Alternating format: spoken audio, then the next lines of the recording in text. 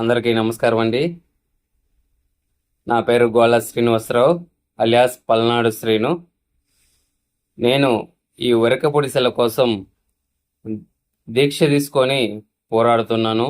ఈ ఉరక పొడిసెల పూర్తయ్యే వరకు కూడా నేను ఇదే విధమైన గ్రీన్ డ్రెస్లో ఉంటూ ఉరక పొడిసెల పూర్తి అయ్యే వరకు కూడా నా కాళ్ళకు చెప్పులు కూడా వేసుకోకుండా పోరాడుతున్నాను. దానికి గుర్తుగా నా యొక్క ఎన్నికల గుర్తు చెప్పులు సెలెక్ట్ చేసుకోవడం జరిగింది. ఇక ఈ రాజకీయ నాయకులు మరి నిజంగా మన కోసం పోరాడతారా అనేది ఒకసారి మనం చూద్దాం. గత 70 సంవత్సరాలుగా ఈ ఉరక పొడిసెల విషయంలో జరిగింది కూడా ఇదే. సో రేపు ఎన్నికల తర్వాత కూడా ఏం జరుగుతుందో ఒకసారి క్లియర్గా వినండి.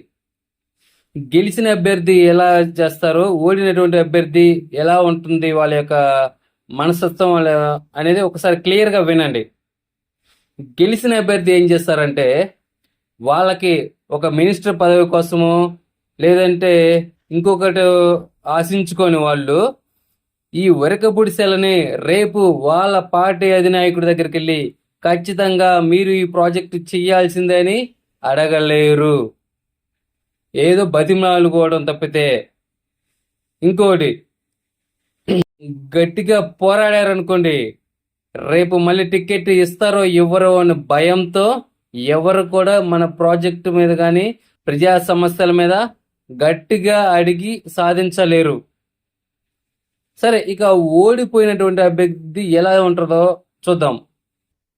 ఓడిపోయిన అభ్యర్థి మైండ్ ఏంటంటే మనం గట్టిగా ఒక విషయం మీద పోరాడి చేస్తే ఆ విషయాన్ని అధికార పార్టీ చేసిందనుకోండి, దాని యొక్క క్రెడిట్ అనేది అధికార పార్టీకే పోతుంది, ఆ చేసినటువంటి పార్టీకే పోతుంది. కాబట్టి మనం ఆ విషయం మీద పోరాడకూడదు అనేటటువంటి స్వార్థంతో ఇది ఇక్కడ ప్రజా సమస్యలు తీర్చాలనే పోరాటం చేయటం కాదు.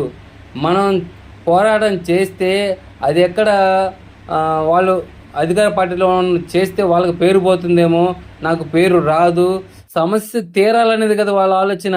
వాళ్ళకి పేరు రావాలి, మళ్ళీ రాజకీయంగా వాళ్ళు దాన్ని ఉపయోగించుకోవాలనే ఉద్దేశం తప్పితే ఇది ప్రజల సమస్య, దీన్ని తీర్చాలి, వాళ్ళ కష్టాలు తీర్చాలనే ఉద్దేశం వాళ్ళకి ఏ కోసైనా లేదు. ఇప్పుడు ప్రెసిడెంట్ మనం చూసినట్లయితే ఇప్పుడు టీడీపీ నుంచి గత 2 సంవత్సరాల నుంచి కూడా ఉన్నటువంటి వ్యక్తులు ఏ రోజున ఈ ఉరక పొడిసెల గురించి పోరాడలేదు. ఇప్పుడు ఎలక్షన్స్ ముందు ఇంకా మరొక 15-20 రోజుల్లో ఎలక్షన్ కోడ్ వస్తుంది అనగా ఇంకా వీళ్ళు చేయలేరు, ఇంకా వీళ్ళకి అంటే అధికార పార్టీ ఇంక ప్రాజెక్టును పూర్తి చేయలేదు, ఇంక వీళ్ళకి ఆ పవర్ లేదు అని వాళ్ళు గ్రహించిన తర్వాత మాత్రమే వీళ్ళు పోరాడడానికి రోడ్లు ఎక్కారు. అప్పుడు దాకా ఎందుకు పోరాడలేదు? ఎందుకంటే పోరాడితే ఒకవేళ అధికార పార్టీ వాళ్ళు ఆ ప్రాజెక్ట్ని చేస్తారేమో, ఆ క్రెడిట్ వాళ్ళకి పోతుందేమోనో ఇలాంటి మనస్తత్వంతో ఉన్నటువంటి నాయకులు మీరు ప్రజా సమస్యల మీద రేపు ఎలక్షన్స్ తర్వాత అయినా పోరాడతారని మిమ్మల్ని ఏ విధంగా నమ్మాలి? కాబట్టి ప్రజల సమస్యల మీద పోరాడుతున్నటువంటి మాలాంటి సామాన్యులకి మీరు బలం ఇవ్వండి.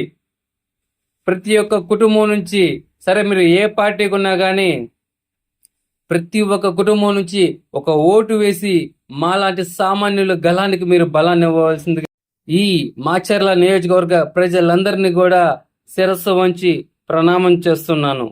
నా యొక్క ఎన్నికల గుర్తు చెప్పులు. దయచేసి మీ యొక్క అమూల్యమైన ఓటు చెప్పుల గుర్తుకు వేయవలసిందిగా కోరుతున్నాను.